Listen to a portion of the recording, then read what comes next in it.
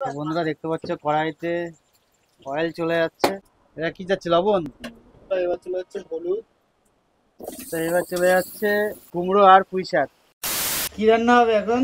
আজকে হবে কুমড়ো পুঁই শাকের তরকারি।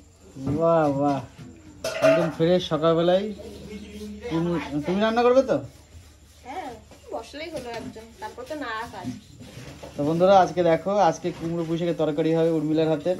পুরো রেসিপিটা দেখতে থাকো, খুবই মজাদার হতে চলেছে, তাই তো? একদম একদম।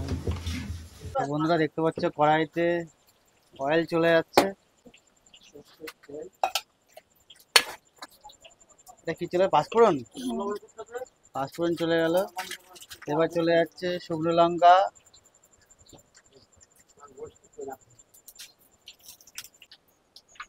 এবার কি যাচ্ছে উর্মিলা? আদা বাটা। আদা বাটা চলে গেল। ওহো দেখো। তো এবার চলে যাচ্ছে কুমড়ো আর পুঁই শাক। বন্ধুরা দেখতে পেলে আলু চলে গেল। তো এবার চলে যাচ্ছে হলুদ। বুঝলা, এটা কি রান্না হবে? এটা অনেকে সবজি বলে, অনেকে ঘ্যাট বলে, অনেকে তরকারি বলে। যেটা বলবে সেটাই। এটা কি যাচ্ছে? লবণ। লবণ যাচ্ছে দেখুন, পরিমাণ মতন সব চলে যাচ্ছে এক এক করে। এখানে কটা কুমড়ো আছে উর্মিলা? হ্যাঁ, কটা কুমড়ো আছে? দুটো। দুটো কুমড়োর তরকারি দেখো। নাড়ানো হচ্ছে।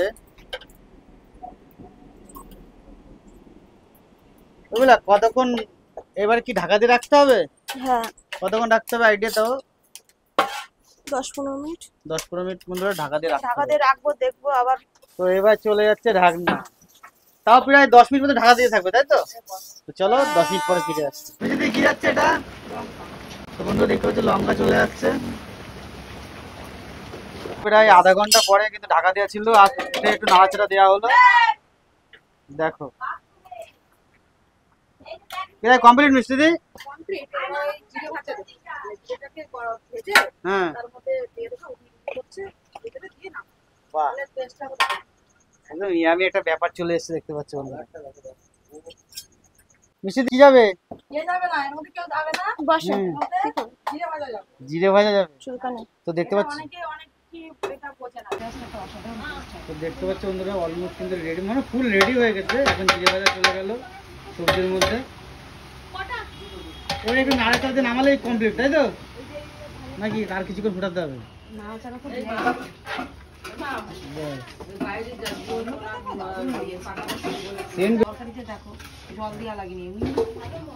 এমনি একটা গ্রেভি গ্রেভি ভাব চলে এসেছে। দেখো এরকম 18 সবজিটা হবে না? ও শুধুই খাওয়া যাবে, তরকারিটা পুরো কমপ্লিট। এখন নেমে যাচ্ছে, আর মিষ্টি দিয়ে নামিয়ে ফেলছে। সেই সবজি কিন্তু এখানে নিয়ে আসে একটুখানি। মিষ্টি দিয়ে একটু আমাদের দর্শকদের উদ্দেশ্যে কিছু বলো। দর্শকদের উদ্দেশ্যে কি বলবো?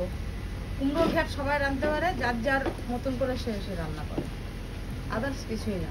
আর যদি ভালো লাগে কেউ ঝোল ঝোল রান্না করে, কেউ শুকনো শুকনো করে, কেউ পুঁই শাক দিয়ে। আমাদের এখানে পুঁই শাক দিয়ে, আলু দিয়ে, কুমড়ো দিয়ে, ওই পাঁচফোড়ন, আদা দিয়েছে, পাঁচফোড়ন দিয়েছে মনে হয়, তাই তো না? পাঁচফোড়নে দিই।